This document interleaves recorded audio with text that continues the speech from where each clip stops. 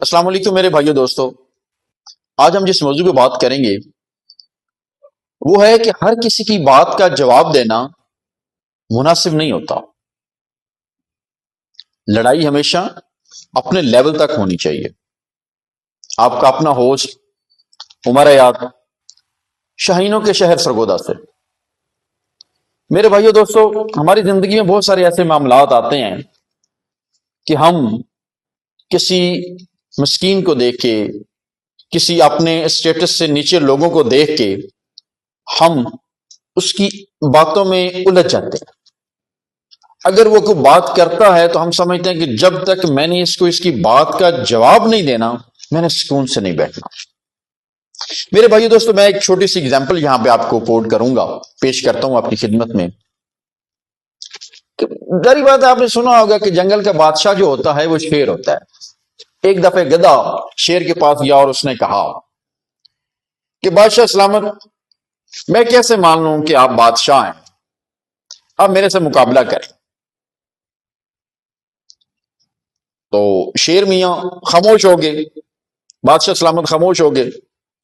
دوسرے دن پھر اسی طرح وہ جنگل میں سارے جانور اکٹھے تھے تو گدھا پھر کہنے لگا، بادشاہ میں کیسے مان لوں کہ تم اس جنگل کے بادشاہ ہو، میں آج دوسرے دن بھی تمہارے پاس آیا ہوں اور میں تمہیں کہتا ہوں کہ تم میرے سے چیلنج کرو، میرے سے مقابلہ کرو. وہ پھر خاموشی اختیار ہو گئی. اسی طرح تیسرے دن جب بات ہوئی تو وہ اسی طرح خاموشی اختیار رہی. تو اس کے گدھے کے جانے کے بعد لومڑی چونکہ چلاک ہوتی ہے. اب میں آپ کو یہ بتاؤں گا کہ آپ کے آس پاس کے جو لوگ ہوتے ہیں نا، بعض دفعہ جو آپ کے بڑے سنسیئر ہوتے ہیں کہ یار ہم آپ کے ساتھ جتنی سنسیئرٹی شو کر رہے ہیں نا، ایکچوئل وہ ہوتے نہیں ہیں. وہ آپ کو بس ہوا دینے کے چکر میں ہوتے ہیں کہ کسی طریقے سے آپ کی عزت کو وہ مٹی میں بنا دیں. اچھا بہرحال، کم ٹو دا پوائنٹ. تو وہ جناب لومڑی کہنے لگی، بادشاہ یہ 3 دن سے گدھا آ رہا ہے اور آپ کو یہ چیلنج کر رہا ہے.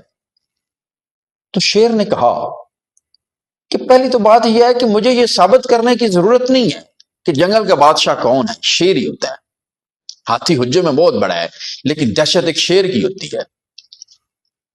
میں اس کے ساتھ اگر چیلنج قبول کر کے اس کے ساتھ جھگڑا بھی کر لیتا ہوں، لڑائی بھی کر لیتا ہوں، تو جنگل کے جانور کیا کہیں گے کہ جنگل کے بادشاہ شیر نے گدھے سے جنگ جیت لی یا لڑائی جیت لی.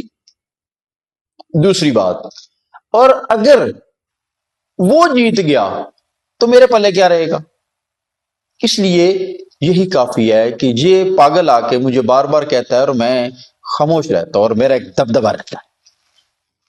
تو میرے بھائیو دوستو، اگر کوئی آدمی آ کے آپ کو محفل میں ذلیل و خوار کرنا چاہتا ہے اور آپ کسی ایرے گہرے، کسی اپنے آگے پیچھے، لیفٹ رائٹ، اپنے کسی دوست یا ہواری کی باتوں میں آ کے اس کو تذلیل کرنا شروع کر دیتے ہیں اور ان دا اینڈ بات آپ کی آگے بڑھ جاتی ہے، آپ عدالتوں تک چلے جاتے ہیں، آپ کو خوار ہونا شروع ہو جاتا ہے، تو آپ اس چیز سے بہتر ہے خاموشی اختیار کریں.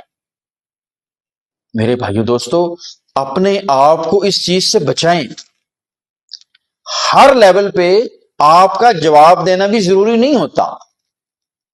مقابلہ اگر کرنا ہی ہو یا کسی بندے کی بات کا جواب دینا ہو تو انسان کو اپنے سے بڑے لیول تک جانا چاہیے جہاں پہ مقابلہ کرنے میں بھی مزہ آتا ہے. Thank you very much. اللہ آپ کا حامی و ناصر ہو.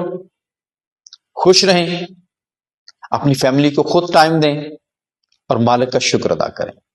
Thank you.